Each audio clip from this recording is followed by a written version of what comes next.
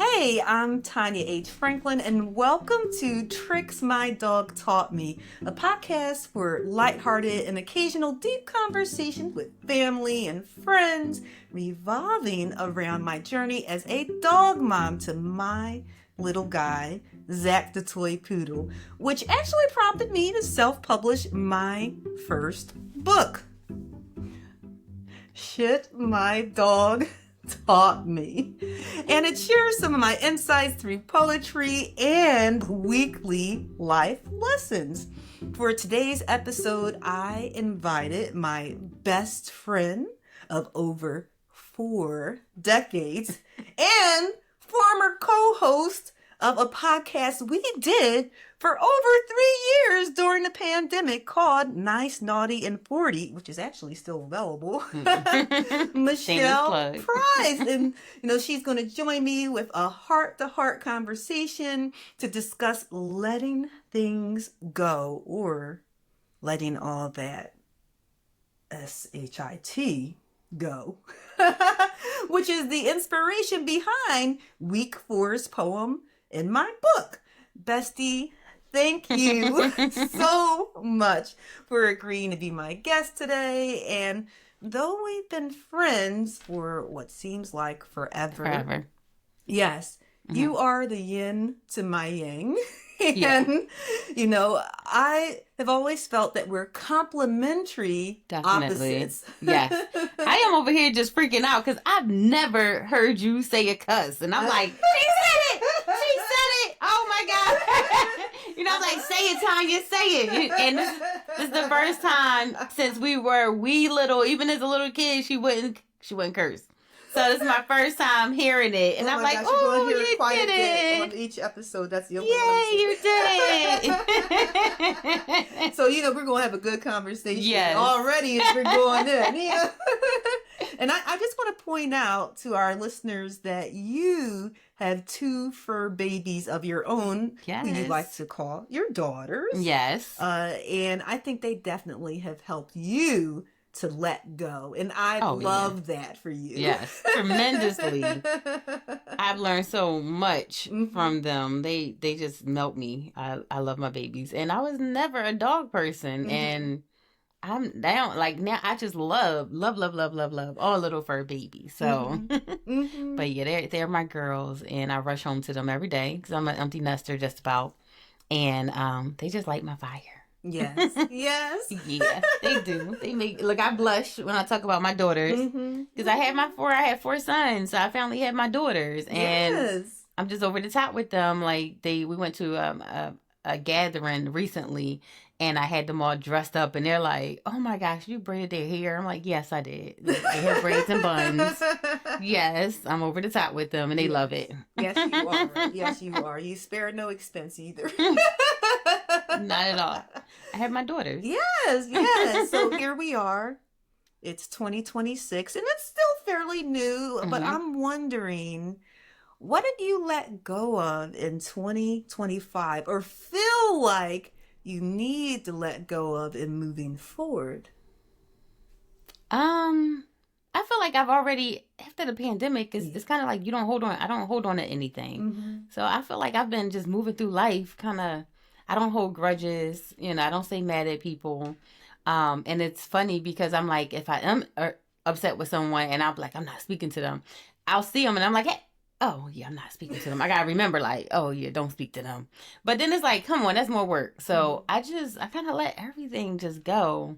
That doesn't feel comfortable. Like if I don't enjoy it, I'm not going to do it. I don't hold on to anything anymore now, except my little babies. That's awesome. I wish I could say the same. I will say I've gotten better at it, but I still occasionally second guess myself. And, as you know, I was sitting with the book idea about Zach for a while, since he was a puppy. He's 5 now. Within that first year, it just came to me. Yeah. And I was like, wow, he's so inspiring. I'm learning so much from him. But it took me a few years later getting a nudge from you, the nudge that I needed. But I feel like I need to let go of second guessing myself, Yes. Yes. Yeah. You definitely do that. Yeah. I think everybody does that to a certain, because I've done that. And every time I second guess myself, it just does not go well. So that's where it's kind of like, you're like, just do it. Yeah. Because I might second guess thinking, and it's something stupid where I'm using Waze and I know is a better way to go. And I'm like, let me just go this way. And then I'm like, why didn't I just follow my first mind? So it's just little things like that. So you learn like, no, just go with it. Yeah. I mean, like, because I even think about, even in starting this podcast, well, I will say that one of the first things that popped into my mind is that there's already tons of podcasts out there. Who's going to listen to me? But then I had to remind myself, it's nice if someone's listening, but I'm doing this for me. You, yes. And my hope is that I may inspire someone. Not only doing it for me, but I just said this is a wonderful opportunity to be able to have conversations with friends and family. So I think that alone is rewarding, but I had to get myself there and say, okay, don't worry about it. Or even in knowing that people will see my face. And sometimes I don't like looking at my videos. And I'm like, oh, people are going to say, oh, they're going to say this. Oh, and I'm like, okay, somebody's always going to say something. Always. And sometimes it's nice, sometimes it's not. And I just have to, Because you don't know what they're going through. So it's like, we can't get caught up in, it can be that they may even like you, but they may going through something in life where it's just, everything is negative. Yeah. So they're going to say a negative comment, but it really is not you, it's them. So just like, all right, that's how you feel. Okay, I'm sorry you feel that way, but enjoy your day. If only it were that easy. I mean, it's gotta be. Yeah, because that's like, you're in your 40s, Tanya. Let it roll off. I know. I try not to take things personally, and I feel like I have let go about that a little bit. You have. I feel you like do a lot better. Yeah. So I try not to take things personally, but I also try to find ways to, I guess, protect myself from the beginning from feeling overwhelmed by certain things. Like, so even in setting up stuff, I'm like, no, should I put on the activation where I have to approve comments? What if people are going to say something really hurtful and mean? And and I'm like, just let it go. Put it into the universe. You're trying to do something good. That might make it go viral. Who doesn't like it? So I was like, that could be your viral moment. Yeah. So, But yeah, I mean, I even think about like, and not taking things personally, is sometimes people don't text me back. Or it may just take a few days. Yeah. Well, look, you'll see. Yeah, I know. I just said people. I know. So it's not just you, but you are one of them. But I will say I've gotten better at that. Letting that go, because as you said, sometimes people are going through different things, and I think one of my problems has been, and I've gotten better at that, but it has been that I wonder if I did something wrong. And a lot of times I'm like, never about you. Anything, and that's what I have to remind myself, that it's never not about you. Me. Nope. And I'm like, I must have did something wrong. They never sent a message back. I wonder what, And so the wheels start turning, and I had to let that go, because I've gotten better at not worrying, but at the same time, even though I obviously am not in other people's heads, I try to put myself. Like we were having this conversation recently, into their, not in their head, but their perspective. Yeah. And so then I'm like, what if I did something that set them off? What if I did something and so I have to let that go, because if I spend so much time doing that, it's going to take up, it's going to take up too much. It's going to be all consuming. They renting space in your head and not paying nothing. So I know with me, it's bad. My niece need to clear out my messages again, because I have about like 200 something text messages that I haven't gone through yet. But a lot of times it'd be, if you text me, I might be on my way to work, because I'm always running late.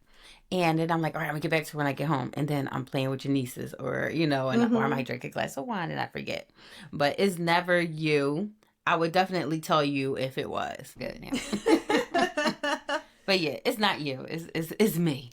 Yeah. It's not you. But then when people say stuff like that, then it's like, are you saying, I mean, I'm not saying that you are, but then it's like, are you trying to say that just to, No, it's not. That's the thing. It's just, I'm horrible with it. I miss actual like events and I have missed free tickets for stuff because I take so long to get back to people sometimes, and I'm like, dang, I could have saw Diana Ross. And I'm like, I miss things like that. But I just gotta do better with it. And I do, like, I have my goals and just getting better with communicating because I shut down. And I don't communicate with people as much as I should. Just my dogs. And that's so bad. It's like, I don't want to talk. So maybe that's something right there, to let go of not communicating. Yeah.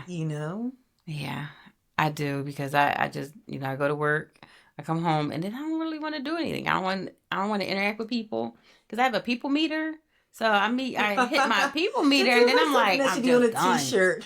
Yeah, I'm like, I've exceeded my people meter today. So I do, and you know what, and that's one of the things, because I'm always striving to be better. So I think it was Mel Robbins I was listening to one of her, and it was just like, set a reminder, call your family on Sunday. So I'm trying to do that, where I don't want to, when we do talk, it's like an emergency or something going on. So I do try to do Sundays. I'll make my calls and things like that. But I haven't been consistent.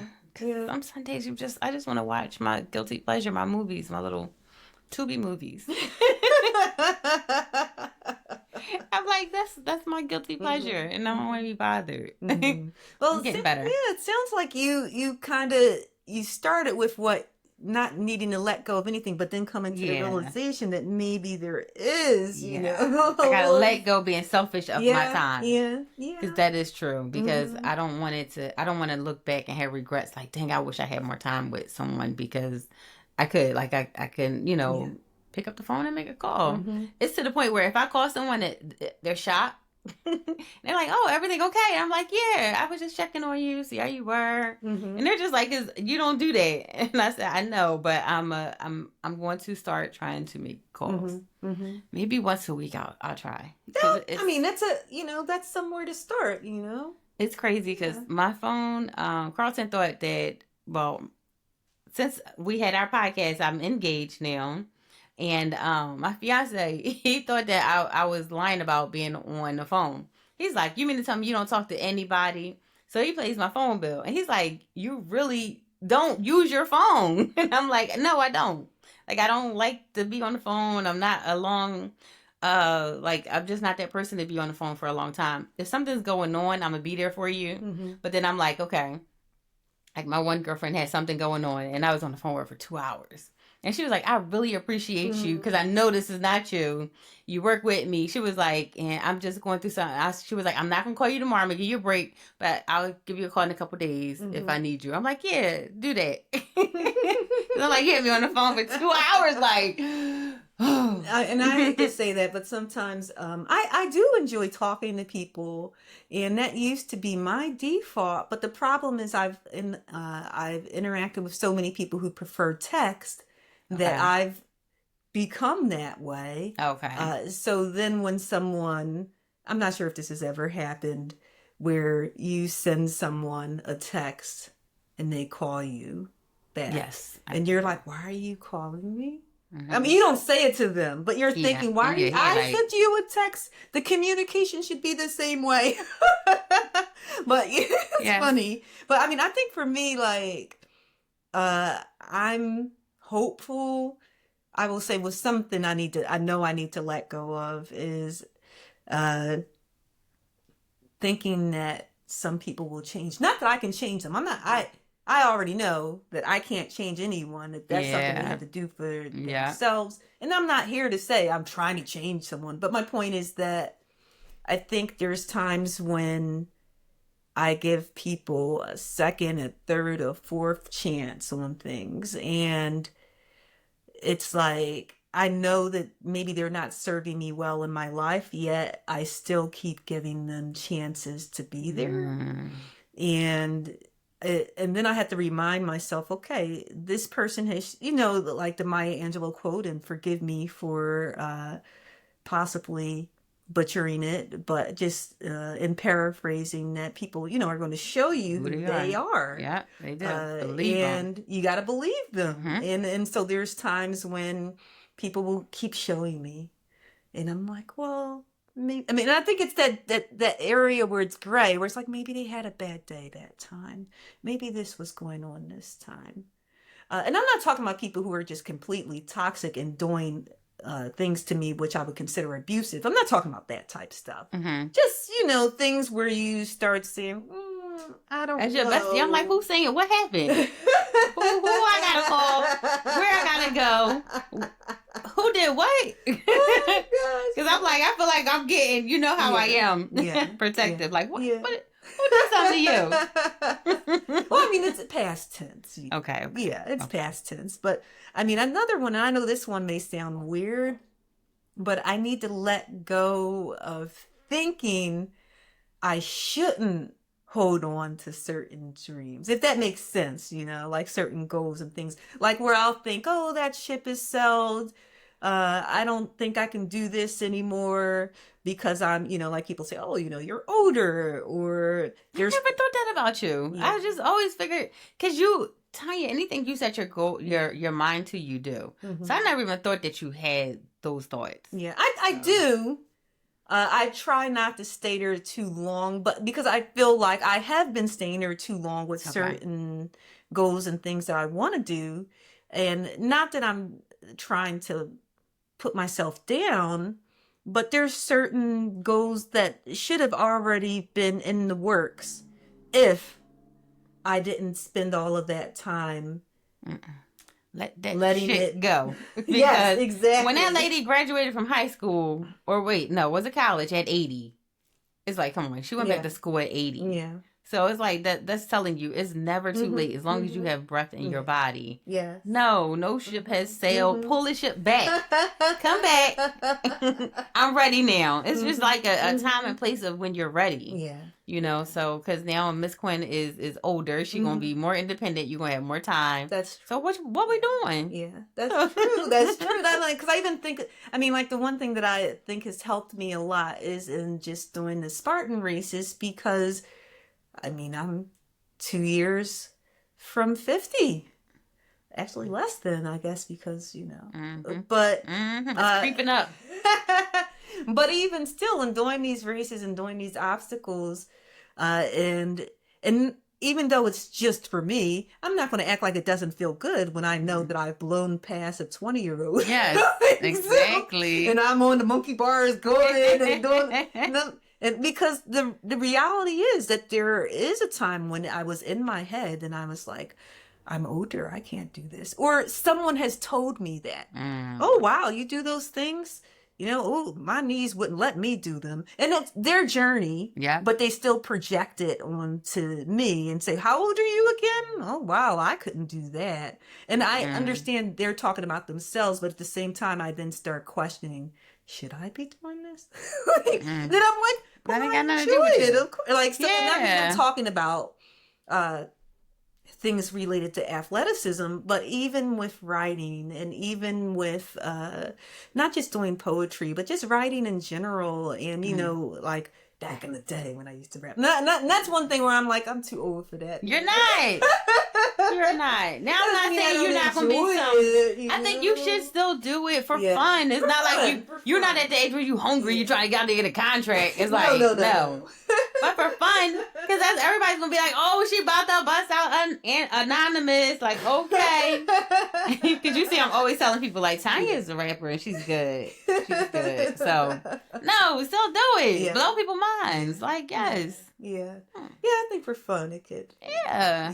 I ain't gonna say try to go out here and get a contract. No. Mm-mm. I ain't saying you too old for it. But I think about, like, when I think about some old school rappers who if you didn't already make it and you're doing your old school concerts, it's kind of like because I don't know what the younger people what they're doing anyways. Like I don't know what's the 6, 7. Like I still don't understand it, but I don't know. I'm like, yeah, y'all go ahead and do y'all, but you still have like there's a whole bunch of professionals that's in your age range that will still love a good rhyme. And then there's so many avenues you can make yourself. If you want to do something, even poetry, rapping, whatever. Yeah. Just don't come out no salt and pepper jacket, No. that type stuff. Like,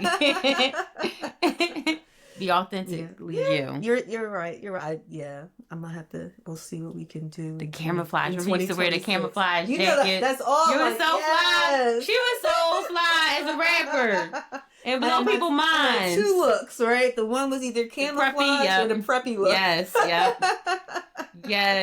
Yes. Come on, pull her out. Pull her out. Yeah. Let's see what I can do.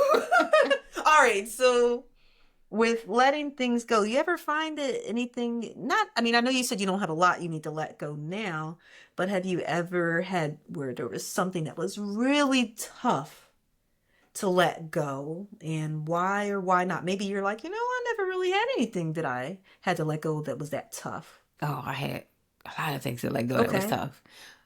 For one, my marriage, because I, for so long to be with someone, and it's really, I don't know, like, I know how you, or was showing you picture yourself old on the porch together, and it's like, that's how I was until I was just like, I'm sick of this. So it was like, it did take me some time to actually let that go. And my therapist is the one that told me, you have to mourn your marriage. And I'm like, I didn't realize that. But once I started doing that, it was, I was able to like let that go. But also losing my family, like I still can't say I let that go. I deal with it. But that's one of the things that hold me back too. Why I'm so like closed off too, is just I feel like I've lost everybody, like my whole village. So it's just like I'm like, why, why should I do anything, or why should I go here? But then I've been praying, and it's like, all right, you still have some family, so you should be with them while they're here. They're here and they want to be with you. So I make sure I make an effort, because I would be canceling. I wouldn't go to events, and I'm like, because it's not the whole family. So it's just like, and you feel their presence is so missed. It's just is there. And but us being together actually, and it's like I feel like my cup is filled every time I actually get to be with them. It's just different, because it's like I'm the matriarch now. So it's just, I'm not ready to be a matriarch. It's like, you want your older folks that's there. Like I didn't do Thanksgiving at my house for 2025. Because the kids is acting crazy. I'm like, usually the aunts and my mom, they get all the little kids together. So, it was different. But I'm letting go of not, like, just being, I need to be present with who I have. Yeah. And appreciate them for who they are. And that they even still want to be with me, because they're also mourning. Because they lost family too. It's not just me that's going through it. My cousin, she lost her mom and her aunt. Like, I lost my mom and my aunts. So it's the same thing. And it's just like dealing with that. That's something that I deal with every day. And I have it's like ebbs and flows. Some days you have, but the holiday season is the hardest to deal with. But that's my main thing right now, is like just getting through it. Yeah.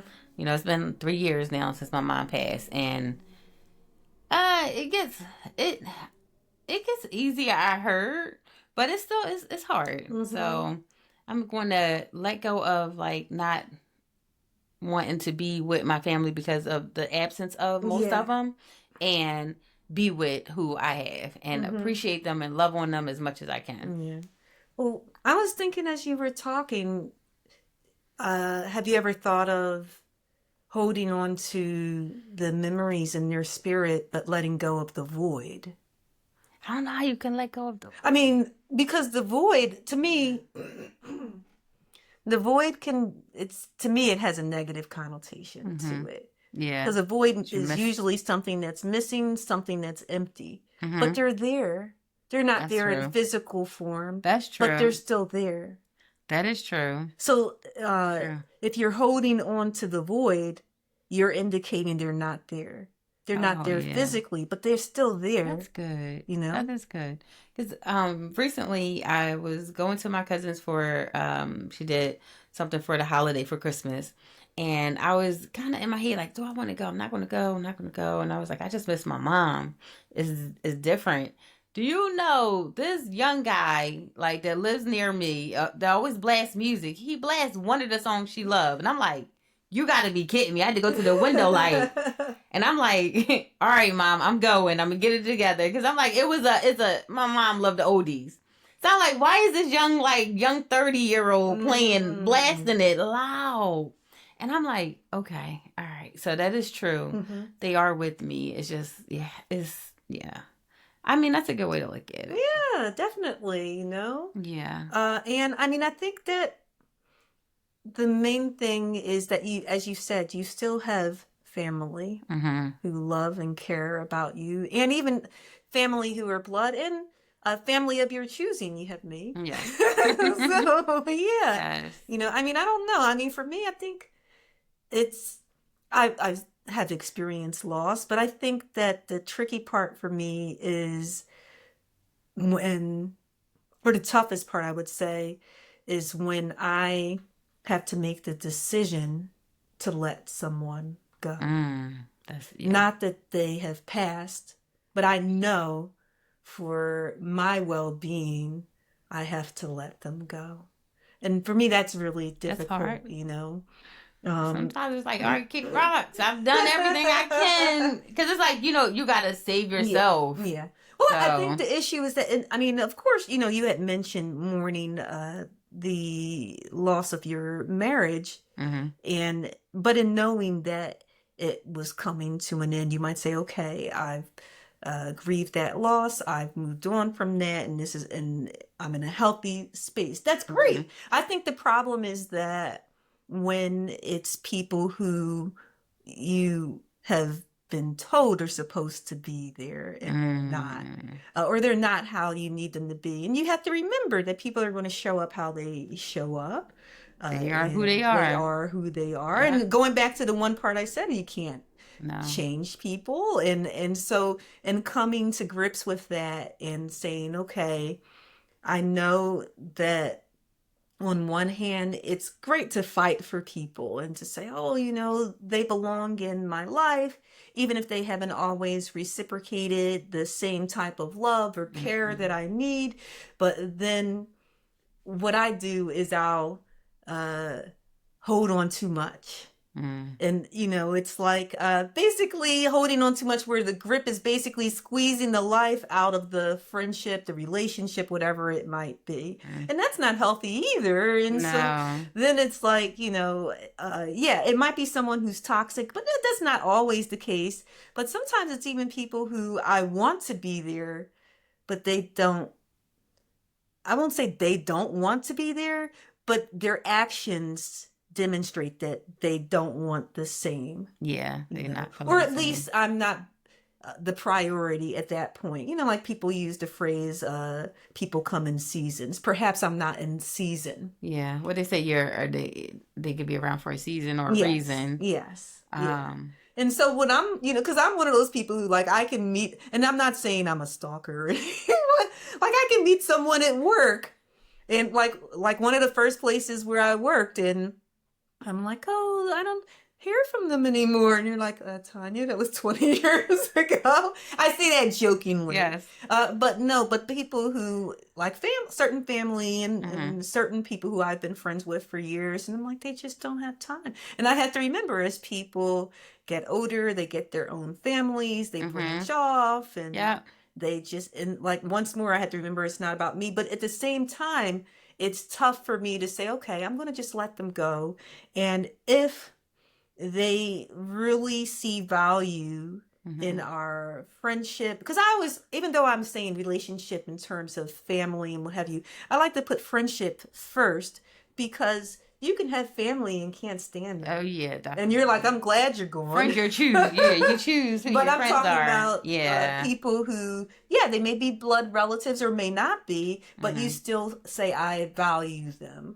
So I remember I had a friend, and we had met through work, and we were like, every day we were together for years. We had maybe a good 10-year run. And it's so crazy, but I always pray to God to reveal those that are for me and to remove those that are not. I want him to order my steps, and if they're not for me, because he hear things that I don't hear. all of a sudden we just stopped speaking. And it's like, and at first I was like, should I reach out? But then I'm like, no, I got to stand on what I pray on. And it's like, this person was removed from my life. And I let it go. And at first it was kind of weird because we would actually like hang out, like, because it was during my separation. So the person was there for me and everything. And we were like together all the time. And it was so weird that, and then we were not. We did not talk. We actually talked on the phone. We text and all of that. And then we were not. And it was just like, all right, this is what it's supposed to be. And it truly was, because, you know, it was like backbiting and all of that going on. But I'm like, wow, God really will do it. Like, you got to pray to him and stand on it. If someone just disappears from your life, that's just it. Yeah. Some things, because even with us, if we go through something, I'm like, you're stuck with me. So I don't care. That's not like, I don't know what's going on with us. We have our issues sometimes. It's not really an issue. But I'm like, but we're sisters. So it's never, ever like us. Like, all right, whatever. Yeah. Tanya is upset with me. We'll get it back or whatever. Yeah. But some friends, it's just like, you can tell, you can feel it, and you gotta let that go. Yeah, because it's renting space in your head, and it's taking up. True. You could be thinking about other things. That's maybe true. Meeting new friends. That is true. You don't want to be guarded. I think that's the problem, though. We're older, and the reality is it can be tough to make new friends. I will say that I've made way more friends in adult life than when I was because I was so nervous and shy when I was younger. So now I'm like, people make fun of me. Even Quinn makes fun of me. She's like, you go up to people at the gym. Hi, my name's Tanya. She's like, how do you know everybody at the gym? I'm like, I say hi. Yeah, but they love you there. Everyone knows you. So, I mean, you are popular at the gym. In a good way, when I say that. But, no, like that. And then you want to be friends with people that you have commonalities with. So it's just like, all right, you might have a friend that be like, I don't want to go for no walks. I don't want to do this. I don't want to do that. And it's like dragging you down. Mm-hmm. So that friend is over here on the shelf. Like, all right, you know, this is what I need right now. Yeah. So, you know, let that shit go. Yeah. And it's funny you bring up like friends and stuff, like people in your life. Do you ever wish that people would let certain things go about you? Not let you go, but certain things about you, whether it's related to your personality or something in the past, and you're saying, why don't they just let that go? No, I guess I don't care. I don't know if I don't care. And that's so bad. But I can't. I'm not responsible for what they think of me. If they don't tell me and then it's something that I may fix or may not, I can't think about what you think of me. So I love that. I can't, you know. So I do think. What? I mean, I've gotten better. No. But, I mean, you've known me for 4 decades. And I think, and I'm going to use you an example. I think one of the benefits and drawbacks for knowing me that long is that you've known me at different points in my life. And you've seen me evolve as a person, where you have memories of me being shy or self-conscious and knowing what some of my fears and reservations were, and how I could be hard on myself sometimes and create insurmountable goals as well. Yes. And use that to try to prove that I'm worthy of people. And I think sometimes what would happen for me is that people, I mean, and I don't feel like you do, to make that clear. I don't feel like you do, but I feel like there's people in my life who have been around during those times, and they've seen me in those moments. So now that I'm more confident, I'm more self-assured, and people who remember me as meek and mild or shy or self-conscious, and sometimes being a pleaser, that they use the old me and use it as a way of bullying me or talking down to me. I've told you about something that happened before, where they're looking for the old Tanya, so to speak. And when I see her, you and I'm not like, and to be clear, I'm not like shaking my head. And when I see her, I got something to say. So, but no, I feel like I wish people would I don't want, when I say let go that version of me, I don't mean it in a negative way, because I'm grateful for that little girl because of her struggles. I'm where I am today. And without those, I wouldn't be where I Exactly. am Yes. today. Yeah. But I do, and I've endured so much to get to where I am today. But I do wish that people would let her go, the little girl. Don't because care. Don't care. What? And just embrace me today. And it's not easy. It's not easy. And I'm not going to, and I cannot sit here and say I don't care, because I have a few, like just two mean girls at work. And it's like, so, but I talk to myself about it, because there's certain things where I'm like, they won't let something go. I said a little joke or something, and it was like, now they look at me like I'm some kind of peon or something. And I'm like, this is years ago. Yeah. And I'm just like, and then I'll say, because they act like, and I'm like, this with the mean girls, like that's how they act, like mean girls or whatever. But they just old and they just feel away, probably. But oh gosh, I shouldn't have said that. Gosh, dang it. Anyway, so I'm like, I'll go in my office and I just talk to myself, like, let that go. Like, I feel like they look down on me. And I'm just like, all right, no, you are, and I pump myself up, because it's like little sneers they'll say and things they do. And I got to talk myself out of it. Like, no, you're fine, Michelle. So it's like reinforcing it.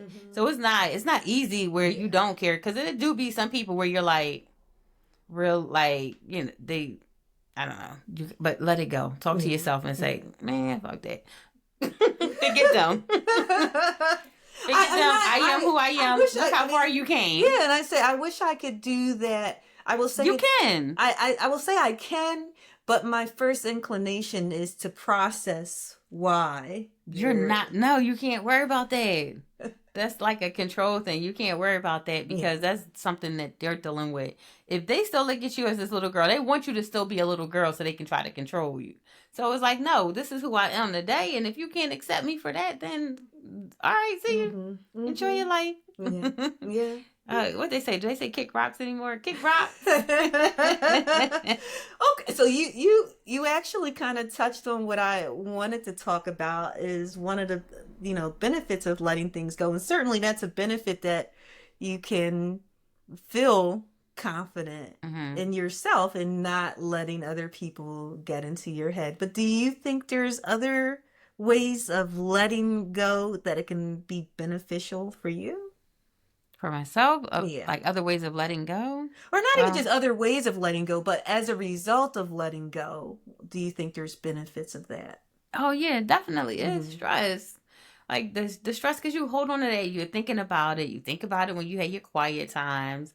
And it's just like I said, I have to redirect myself when I feel like the mean girls that said something to me, and is, and because so I am a person that someone will say something to me and it's like it may go over my head, and then I'm like, gosh dang it, I should have said this, and it's like, and I'm like, they got me again. I should have said, and it's like it takes me a moment sometimes to have that little sparky little comeback at them, and I'm like, dang it, they got me. So.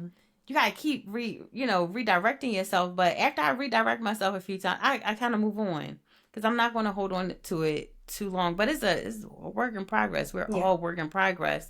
Also, I have a therapist that helps me. So, like it's always, it's a process. We are human. We're going to feel things sometimes.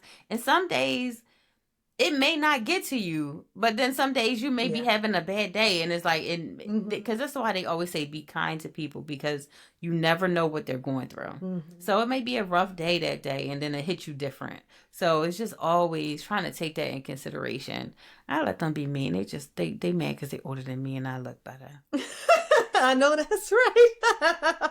And I mean, I definitely agree with what you're saying with the benefits, because letting go of negativity and negative energy and just people with negative auras. I really feel like energy is all around us. Oh, it is. And it's like it's weird to me. It's like some type of game. Like, when you're younger and you're playing tag or not it, and someone tries and tags you and you're finding someone else.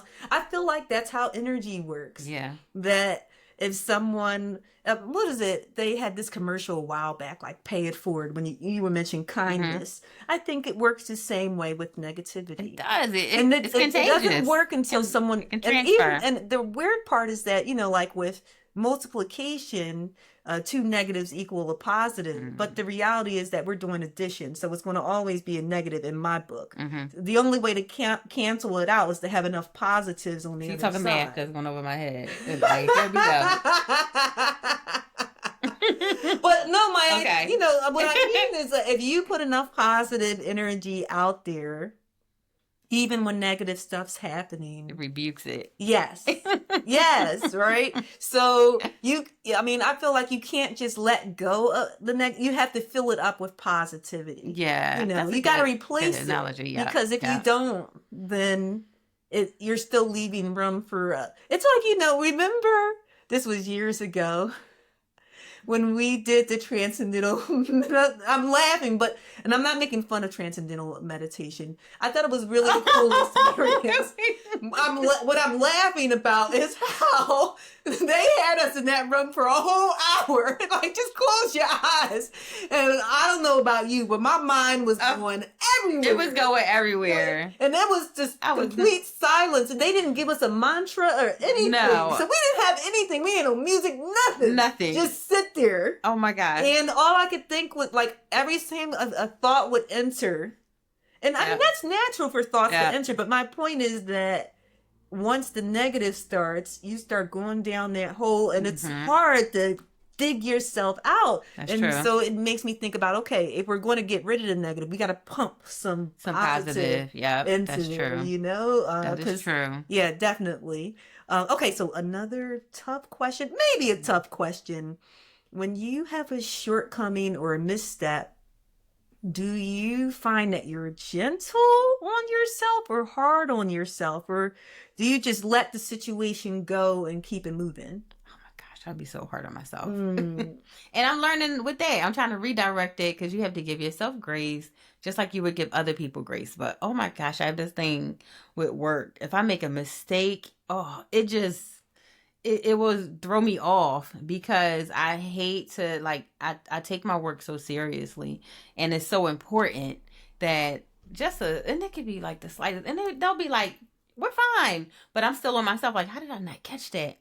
And I beat myself up, but then I do try to redirect the energy, because after that, it's like you don't really have the momentum to keep going. So it's like, all right, I still have things to do. So I'm constantly talking to myself. So constantly like, all right, it's okay, girl. You know, my affirmations, you'll be fine. You are smart. You are kind. You are important. You are. So I had to tell myself that a lot. But that is a hard one. Yeah. And I'm a work in progress with that one too. So I have good days and bad days where I'm like, I'm not too soft on myself. Yeah. Because you kind of want to push yourself too. So it's like you got to find a happy medium. It's like, girl, come on, you know better than this. How you do that? How you not catch that? Yeah. Now, how about you? I know you hard on yourself. Yes. I know you're hard on yourself. I'm a mixed bag. I feel like I've gotten better. And I'm proud to admit that I'm not as hard on myself as I once was. I still am. I give myself a pep talk, but the problem, I think, with my pep talks is they tend to be, not always, but more times than they should be, self-deprecating. Okay. Like, where I'm like, what's the matter with you? What are you, an idiot? Like, I mean, I don't say this stuff out loud. It's in my head. But no, you shouldn't be calling yourself any names. Yeah, and that's what I mean. Like, so it's self-deprecating, which I know I should not be doing. Or, like, it'll be something like you mentioned, work. I mean, in teaching English and sending out a message, and, you know, like, you proofread it.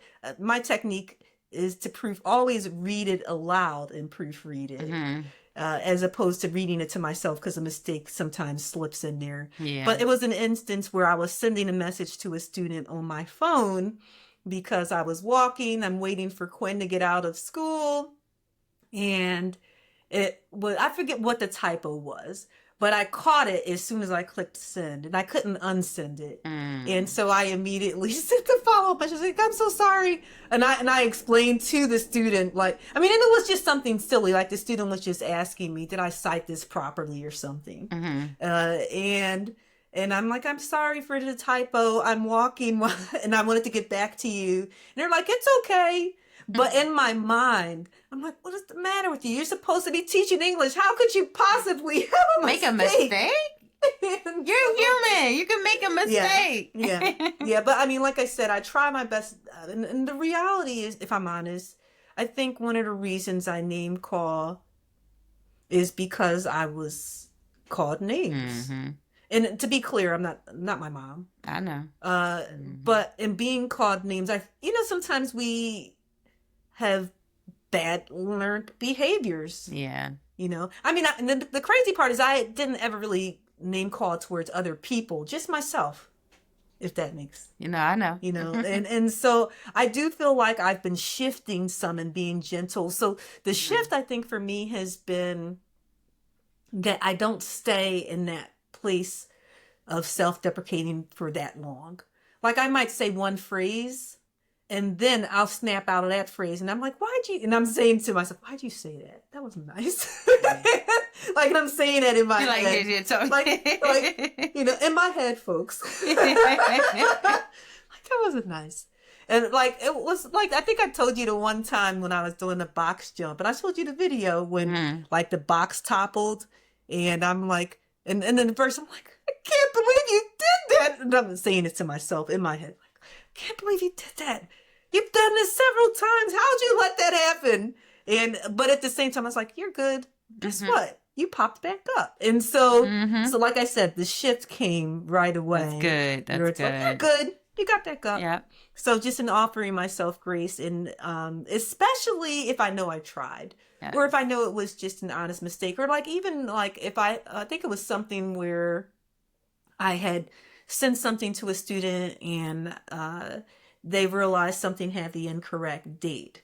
And it was because I had rolled over a course from the previous semester. So it was off by one day. It still said like Tuesday, but let's say it said the 15th instead of the 16th or something. And they caught it. And I said, and so the old me would have been like, oh, such and, when I say such and such, it'd probably be dummy or something. Like, why'd you do that? And but then I immediately was like, oh, and I said, I'm going to use this as a learning experience. And the main reason I feel like I've been shifting, letting go in that way is because I don't want to pass that on to Quinn. Yes. And good. So I say to a student, I'm like, thank you for bringing that to my attention. It looks like we all make mistakes. Yes. And that makes you more relatable to them. Yeah. Because no one wants a perfect, like where you're just perfect. That's intimidating. Yeah. So it just makes you more human. Yeah. So and that's the one thing I try to do is, and and that's when you said that, it made me think about something else that I've been working on. And I think that we all could benefit from, especially in this day of technology and perfection and everything, is letting go of the need and desire to be perfect. Oh my gosh, yes. I mean, it's tough because it seems like everything's so perfect and streamlined, and I have to, and I'm guilty of that. Social I'm not media. acting like I'm exempt because I'm not. And I think if there's ways where we can say it's okay, I feel like that. I need I my thought lip you feel gloss. like that in your. Oh yeah, I wanted to be cute. I need my lips not to be dry. Hey, I needed mine too. But that's not perfect. Because perfect would have been like some lip liner and all of that stuff. Like I'm gonna put some Vaseline on my lips and make it just look cute. This is what I got. Yeah. So no, I think that comes with age too. It's just like striving for perfection it wears you out. So it's just like you picking your battles. Like, is this good enough? Is it good enough for you? Yeah. If it's good enough, then that's what I got. This is what I got for you. So I ain't got nothing more. That's just it. Okay, so I got one last question for fun. When it comes to certain dogs, they let go of a lot, especially on walks. I know Zach loves to stop like every few yards and leave a little message. A little message, yes. For his friends. But, he's a toy poodle. But I'm wondering for you, what dog breed would you be if you were a dog, and why? Oh, yes. So I did learn that you was going to do that, so I cheated. I looked it up because I said, let me see what would I be, because I'm looking through them, and of course I'm like, probably a poodle. But I'm gonna read you what I found. I use Chat GTP, and based off of my chat responses, I would be a standard poodle with a little German Shepherd energy. Okay. So that's what I would be, and it gave me the reasons. I'm elegant and polished, highly intelligent, emotionally intuitive, adaptable, quiet, confident. I have quiet confidence. So let me read you. I have time to read you. What is that? Everything? Go for it. Okay. So elegant and polished, you're stylish, composed, and carry yourself with intention. Highly intelligent, strategic thinker, big picture planner, quick on your feet, because of my leadership of my team. Then is emotionally intuitive. You read rooms, people, and situations incredibly well. Adaptable. You can shift from city hall meetings to coffee and commerce to family matriarchs mode easily. Quiet confidence. You don't need to bark loudly to command respect. And then my touch of German Shepherd is I'm a protective leader, fiercely loyal to my team and family, purpose driven. You lead with responsibility and legacy in mind. Reliable under pressure. People trust you when things get tough. And then it was just little things like look fabulous. I look fabulous when walking in the room, which I do try to do. I do try to do because I want people to be like, who is that? Mm-hmm. Keeps everyone in line without raising my voice. Will absolutely protect her pack if needed. And goes home and kicks off my heels and cuddles with my Carly and Nelly. That's what I do. I love that. I was like, oh, that big chat, you know me so well. Okay, so what dog breed do you think I would be and why? So I cheated with that too. You would be a Rhodesian Ridgeback with a dash of Golden Retriever. Let me tell you why. You're strong, athletic, and powerful. You're gym rat energy without being loud about it. Intellectual and thoughtful. An English professor with depth, discipline, and intention. Quiet, confident. She doesn't need attention. It finds her. High standards of herself. Naturally self-driven. Perfectionist. Expects excellence from herself first. Loyal and steady. Deeply devoted to her people. Not surface level connections. Regal beauty. Let's be honest, Ridgebacks are stunning. And then your undertones of the Golden Retriever is endlessly kind, gives grace to others when she's hard on herself, warm presence, people feel safe with her, emotionally generous, leads with love, not ego, soft heart, strong frame, the best combination. And then she's the type of dog that works out at dawn, reads poetry in the afternoon, encourages everyone else while silently holding herself to the highest bar, turns heads without trying, loves deeply and intentionally. Oh, that's so sweet. Guess what? What? Quinn picked Golden Retriever. Really? And Kia picked Golden Retriever. Oh, really? Wow, something about that Golden Retriever. Yeah, because they're so sweet. Who doesn't love a Golden Retriever? But you know what? Because of the gym, like you working out, that's why you were the Rhodesian Ridgeback. I like that combination. They're nice and sturdy and strong and loyal, intelligent. Yeah, I gotta say that just us sitting here together, it's like old times. With the Nice, Naughty, and 40 podcast. Forgive me for getting nostalgic. But thank you so much for joining me. I hope you join me again. I surely will. Yes, bestie, you know that I love you like a sister, and I'm glad that you are not letting go of me. Never. This year. Blood in, blood out. You're stuck with me for another few decades. You love to say decades. Oh my gosh. Oh gosh. To you, the listener, do you struggle to let go? And what do you need to let go of so that you can keep moving and live your best life? Before you let go, today, please be sure to follow me on Instagram, Facebook, TikTok, and YouTube at Tricks My Dog Taught Me, and share some of your insight and questions. I also hope that you'll share this podcast with your friends and family who need a pep talk about not holding on and letting all of that go that does not serve them well. Until then, in the words of Samuel Butler, English novelist and critic, the greatest pleasure of a dog is that you may make a fool of yourself with him. And not only will he not scold you, but he will make a fool of himself too. Samuel Butler nailed it. Don't be afraid to let go. Yes. See you next time.